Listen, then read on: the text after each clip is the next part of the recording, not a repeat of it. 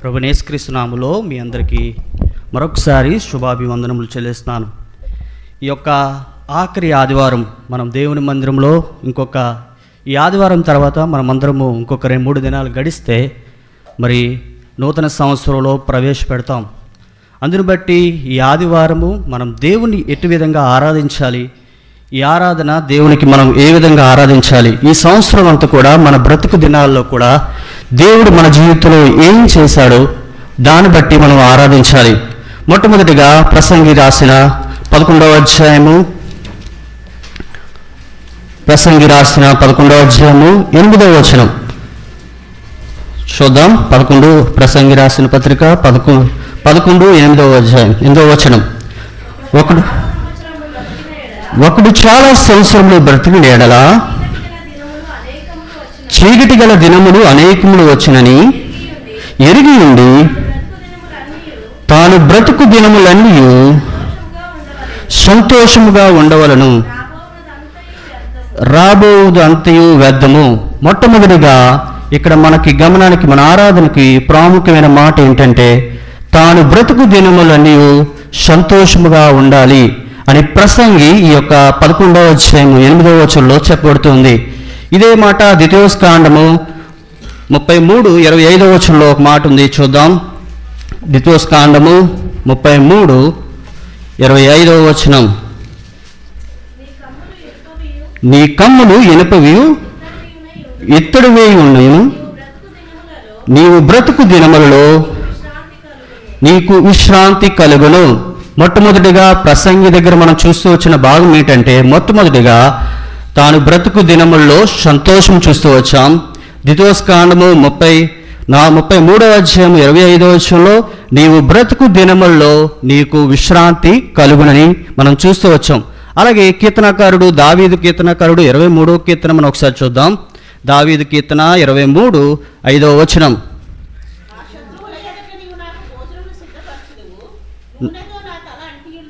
క్షమించండి, 6వ వచనం. ఓకే. నేను బ్రతుకు దినములన్నీ కృపాక్షేమములే నా వెంట వచ్చును, చిరకాలము యెహోవా మందిరంలో నేను నివాసము చేసేదను. ఇక్కడ దావీదు చెప్తున్న బ్రతుకు దినాల్లో ఏం చూశాడంటే అండి, కృపాక్షేమములే నా వెంట వచ్చును. చూడండి, 3 విషయాలు మనం చూస్తూ వచ్చాం. మొట్టమొదటిగా ప్రసంగి చెప్తూ వచ్చాడు, తన బ్రతుకు దినాలన్నింటిలో సంతోషాన్ని చూస్తూ వచ్చాడు.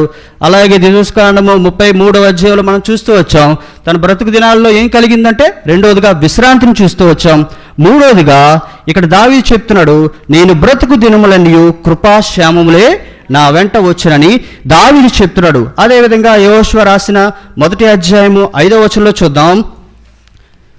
యెహోషువ, నీవు బ్రతుకు దినములన్నిటిలో ఏ మనుష్యుడు నీ ఎదుట నిలవ ఉండును.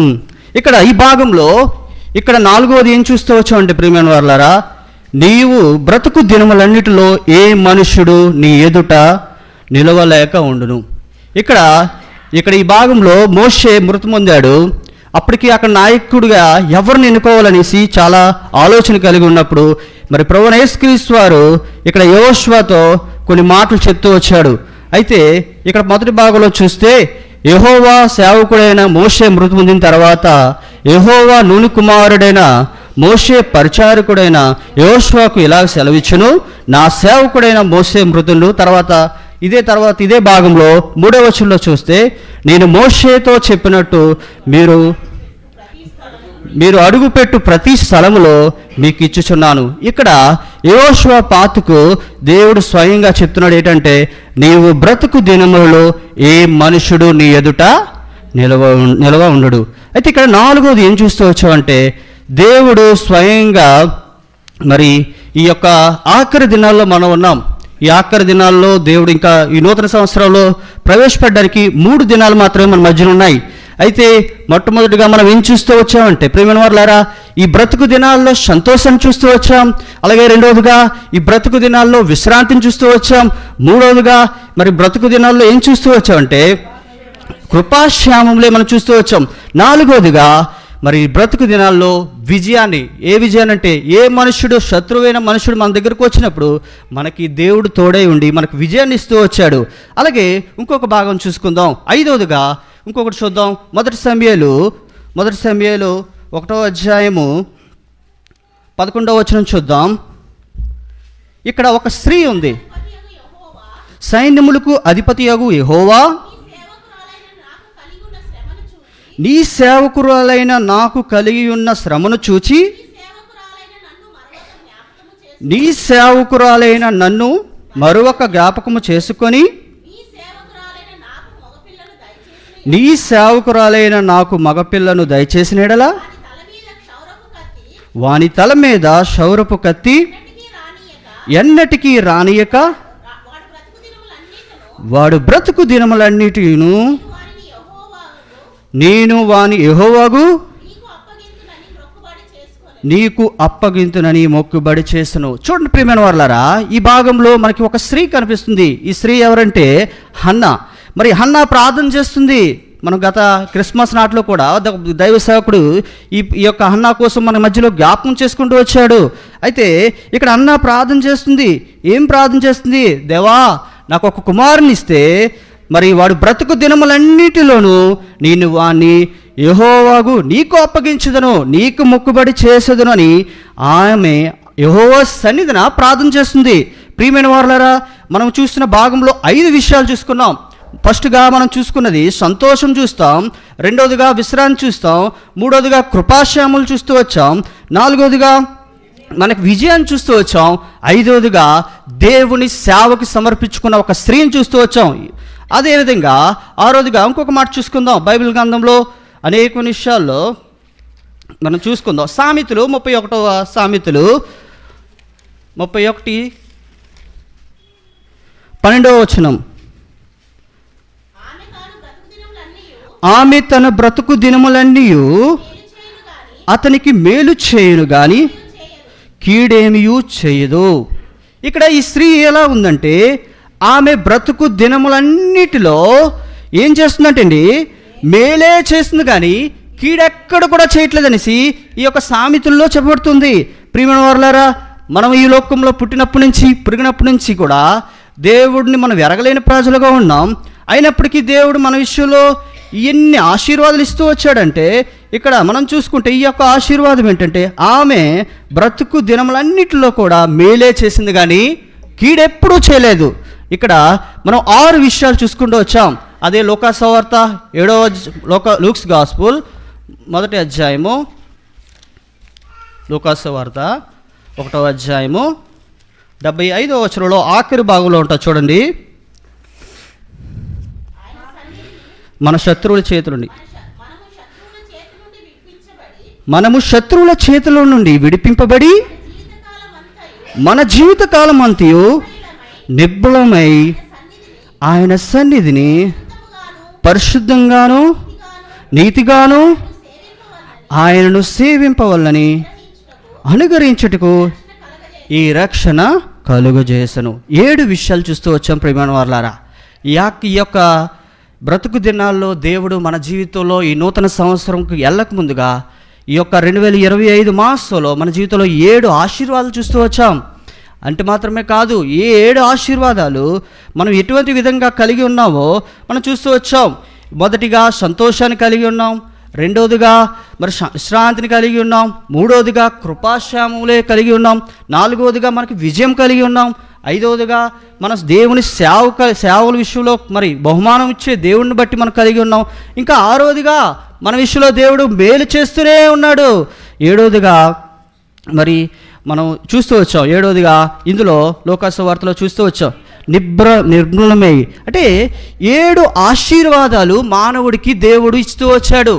అయితే ఈ మానవుడు ఈ 7 ఆశీర్వాదాలకు పొందుకునే అర్హత ఉందా లేదా మనం ఒకసారి ఆలోచించగల ప్రియమైనవారా. యోహాను సువార్త మన జీవితం ఎటువంటి జీవితం అంటే యోహాను సువార్త 8వ అధ్యాయంలో ఈ భాగం ఉంటుంది. 8వ అధ్యాయము 44వ వచనంలో చూస్తే మీరు మీ తండ్రి యగు అపవాది సంబంధులు. మనం ఏ సంబంధులు అండి? మన తండ్రి యగు అపవాది సంబంధము. అయితే ఈ సంబంధం కలిగిన మనల్ని దేవుడు పరిశుద్ధపరుస్తూ వచ్చాడు. అంత మాత్రమే కాదు, 2025 సంవత్సరాల క్రితము నీ విషయమే నా విషయమే ఈ సంతోషాన్ని ఇవ్వడానికి ఈ భూమిపై పుట్టాడు. అందుమాత్రం అదే చెప్తుంది కదా లూకాసు వార్త 2వ అధ్యాయము, లూక్స్ గాస్పుల్ 2వ అధ్యాయము చూస్తే దేవుడు ఏ విధంగా పుట్టాడంటే 2వ అధ్యాయము 10వ వచనంలో చూస్తే, అయితే ఆ దూత భయపడుకుడి, ఇదిగో ప్రజలందరికీ కలగబో మహా సంతోషకరమైన సువర్తమానమును నేను మీకు తెలియజేయుచున్నాను. చదవండి. దావీదు పట్టణమందు నేడు రక్షకుడు మీ కొరకు పుట్టి ఉన్నాడు, ఈయనే ప్రభువైన క్రీస్తు. ప్రియమైన వారలారా, ఈ యొక్క సంతోషము, ఈ యొక్క ఆనందం మనకు ఎక్కడి నుంచి ఉందంటే క్రిస్మస్ అంటే మరి ప్రభు యొక్క పుట్టుకను బట్టే మనకు సంతోషం కలిగింది. ఎందుకంటే ఈరోజు ఈ డిసెంబర్ మాసంలో చాలా ప్రయాణంలో మరి క్రిస్మస్ అంటే ఎంతో సంతోషిస్తారు, కొత్త బట్టలు వేసుకుంటారు, కొత్తగా మరి అనేకమైన కుటుంబాన్ని ఆహ్వానిస్తూ ఉంటారు, ఇదే సంతోషం అంటుకుంటారు. కానీ ఈ లోకంలో సంతోషం అనేది ప్రభువైన యేసుక్రీస్తు వారు 2025 సంవత్సరాల కిందటే మనకు సంతోషం ఇచ్చాడు. అంత మాత్రమే కాదు, ఆయన పుట్టుకలో మనకు సంతోషం ఉంది, ఆయన పుట్టుకలో మనకు నెమ్మది ఉంది అని ఈ బైబిల్ చెప్తుంది. అంత మాత్రమే కాదు, ప్రసంగి మన భాగంలో మొదటిగా మనం చూసుకుంటూ వచ్చాం కదా 11వ అధ్యాయము. మరి 11వ అధ్యాయంలో ప్రసంగి ఈ అధ్యాయంలో చూస్తే 2 తప్పు సంతోషాలు చూస్తూ వచ్చి ఎంతో దుఃఖిస్తూ వచ్చాడు. అంత మాత్రం కాదు, చూద్దాం ప్రసంగి మొదటిగా తన సంతోషంలో ఏది సంతోషం దుఃఖకరంగా ఉందో చూద్దాం. ప్రసంగి రాసిన 10వ అధ్యాయము 19వ వచనం చూసుకుందాం. నవ్వులాటలు పుట్టించుటకే వారు విందు చేయదురు, ద్రాక్షారస పానము వారు ప్రాణమునకు సంతోషకరము. ఇక్కడ ఒక విశ్వాసులు ఉన్నారు ప్రియమైన వారలారా. ఇక్కడ ఈ మాట మనం చూస్తే ఇక్కడ వీరి సంతోషం ఎలా ఉందంటే, లోకంలో సంతోషం ఏంటంటే వీరి జీవితంలో వీరు విందు సంతోషిస్తారు. ఇంకొకరు ఎవరుంటారు, ఇంకొక విశ్వాసాలు అలాంటి వాళ్ళంటే వీరు లోకమైన వాటిని బట్టే వీరు సంతోషిస్తారు.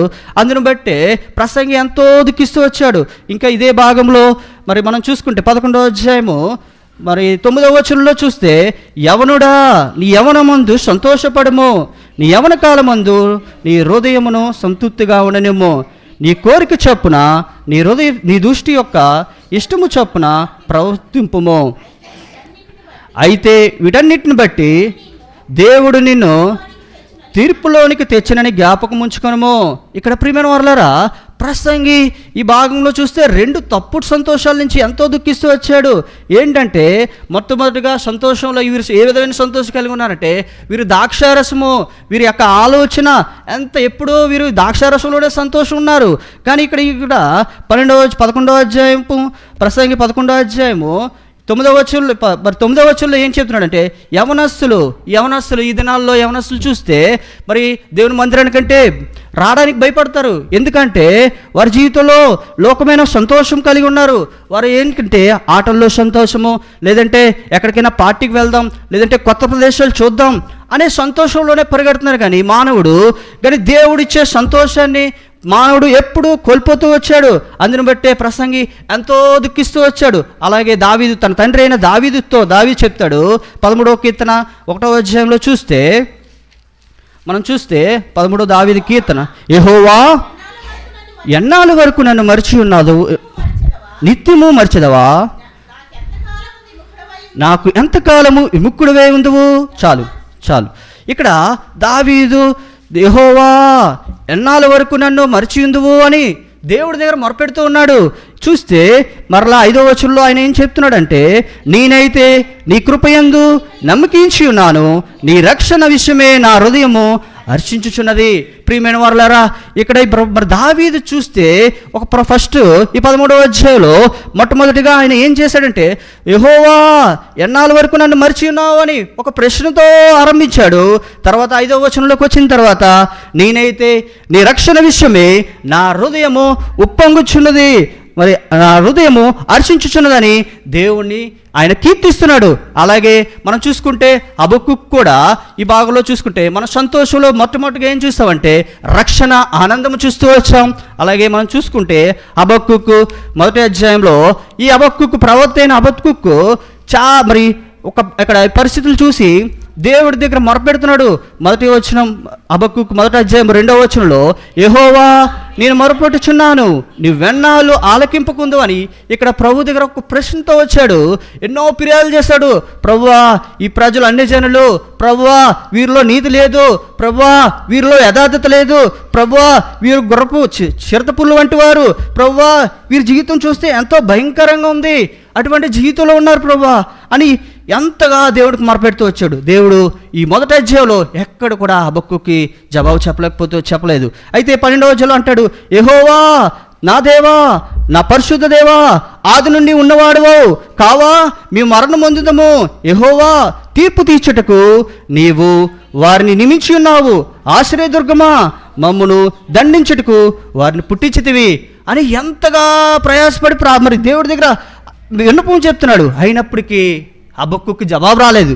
అయితే హబక్కూకి మనం చూసుకుంటే ఇదే 2వ అధ్యాయంలో మరి 2వ అధ్యాయం 4వ వచనంలో ఆఖరి భాగం ఉంది, అయితే నీతిమంతుడు విశ్వాసం మూలంగా బ్రతుకును అని దేవుడు జవాబిస్తూ వచ్చాడు. ప్రియమైన వారలారా, హబక్కూకు చూసిన పరిస్థితులన్నీ చూసి ఎంతో దుఃఖాకాంతులయ్యాడు. ఈ సంవత్సరంలో మన జీవితంలో కూడా ఆఖరి దినాల్లో ఉన్నాం.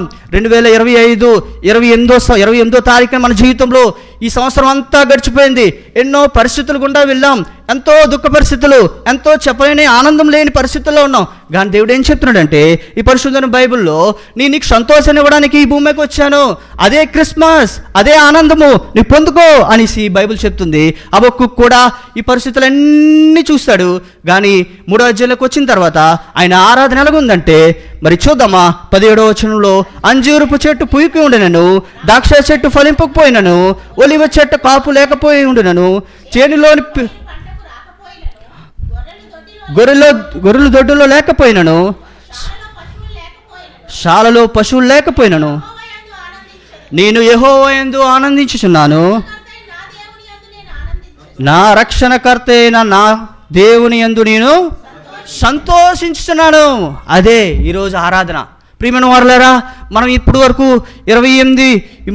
డిసెంబర్ 28వ తారీఖు వరకు ఏ విషయంలో దేవుని మనం సంతోషపెట్టాం? మన ఆరాధన ఎలా ఉంది? దేవునికి ఇష్టకరంగా ఉందా? దేవుని సంతోషపెట్టామా? ఒకసారి ఆలోచించుకోవాలి. మనం అనుకోవచ్చు మరి టైం నాకు సమయం బాగుంటే నేను ముగిస్తున్నాను. మొట్టమొదటిగా మనం చూసుకున్న ఆరాధన ఏంటంటే మన జీవితంలో సంతోషాన్ని ఇచ్చాడు దేవుడు. అందును బట్టి మనం దేవునికి మన బ్రతుకు దినాలన్నిటిని బట్టి దేవునికి, దేవా నా బ్రతుకులో సంతోషాన్ని ఇచ్చావు, ఓ దేవా నా బ్రతుకులో విశ్రాంతినిచ్చావు, ఓ దేవా నా బ్రతుకులో కృపాశ్యాములు నా వెంట వచ్చాయి, ఓ దేవా నా బ్రతుకులో మరి విజయం ఇచ్చావు, ఓ దేవా నా బ్రతుకులో బహుమానాన్ని ఇచ్చావు, మరి సేవ, అలాగే ఓ దేవా నా బ్రతుకులో మేలునిచ్చావు అని ఇవన్నిటిని బట్టి మనం ఆరాధించాలి. అందుని బట్టే ప్రియమైన వారలారా, ఈ పరిశుద్ధమైన బైబిల్లో అనేకమైన మాటలు వస్తూ వచ్చాయి. అయితే ఈరోజు మనం ఆరాధించే సమయం మనం ఏ విధంగా ఆరాధిస్తున్నాం? దేవునికి మన హృదయాన్ని ఇస్తున్నామా అని ఒకసారి ఆలోచించుకోవాలి. ఆరాధన అంటే చాలా ప్రాముఖ్యమైనది. ఇది ఒక వ్యక్తులుగా ఆరాధించి మనం అనుకోవచ్చు, ఆరాధన చేస్తున్నాం బ్రదర్, మేము వ్యక్తిగతంగా ఇక్కడ సమయం ఉండట్లేదు, ఇంట్లో ఆరాధన చేస్తున్నాం, ఇంట్లో మేము ఎంతో దేవుని సమయం గడుపుతున్నాం, మరి మందిరంకి వస్తున్నాం, మేము ఆరాధించలేకపోతున్నాం సమయం లేని బట్టి. కానీ ఈరోజు మనం ఏం చేయాలంటే ప్రియమైన వారలారా, ఎందుకు ఈ సమావేశం అంటే దేవుణ్ణి మనము ఆయన మహిమను పొగడాలి. ఎందుకంటే ఇదే విధంగా డిసెంబర్ మాసంలో ఒక దినాన్న ఇలాగ మందిరం జరుగుతుంది. ఒక పెద్దగా దేవుని పరిచారకులు వచ్చారు, దేవుని ఆరాధిస్తున్నారు. మరి కొత్త స్నేహితులు కూడా వచ్చారు. ఇలాగ వస్తూ దేవుని పాటలు విన్నాడు ఆ స్నేహితుడు, దేవుని ఒక వాక్యాన్ని విన్నాడు ఆ స్నేహితుడు. అయితే విన్న తర్వాత ఆయన ఆరాధన చేస్తున్నారు, అందరూ కలిసి వారు ఆరాధన చేస్తున్నారు. వారు ఆరాధన చూసి, ఓ దేవా నేను పాపిని, నన్ను రక్షించావు, ఇందుని బట్టి నీకు స్తోత్రాలని మరి ఆరాధన చేస్తుంటే మరి వీళ్ళందరూ చూసి ఆ స్నేహితుడు ఏం చేశాడు, ఏంటి ఇంత నీట్గా ఉన్నారు, ఇంత పరిశుద్ధులుగా ఉన్నారు, వీరేంటి ఈ విధంగా ఆరాధన చేస్తున్నారు, వీరి ఆరాధన ఏంటి, వీరి యొక్క ఆలోచన ఏంటి అని ఒకసారి ఒక ప్రశ్నగా ఉండిపోయింది. అయితే ఆ సాయంత్రం ఆరాధన అంతా ముగింపింది, బల్ల కూడా ముగించబడింది. అయితే ఆ సాయంత్రం వచ్చాడు, ఏంటి ఇంతగా ఈయన మంచి ఉద్యోగాలు ఉన్నారు, మంచి స్థితిలో ఉన్నారు, వీరందరూ పాపులు అంటున్నారేంటి అని ఒకసారి ఆలోచించుకుంటూ వచ్చాడు. ఆ సహోదరుడు ఆలోచించిన తర్వాత ఏం తెలుసుకున్నాడంటే, ఓ దేవా, వీరు నిజంగా పాపులు అనేసి వీళ్ళు ఒప్పుకుంటున్నారు, వారికంటే నేను అత్యంతమైన పాపిని. ఎందుకంటే వీరు యథార్థంగా దేవుని మందిరంలో, ఈ మందిరంలో ఒప్పుకుంటున్నారు,